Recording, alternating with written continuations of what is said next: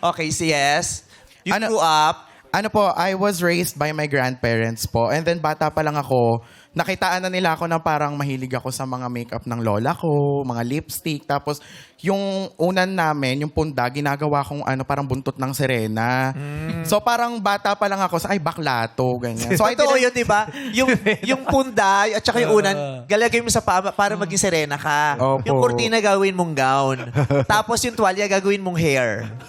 Oo, para pure yung hair mo. Lit na yung outfit. Ang saswerte nyo kasi hindi naman lahat ganyan ang pinagdaanan. Kahit ako dati yung unang Miss Gay ko. Oh. Kasi syempre, pinupuslit-puslit pa namin yun.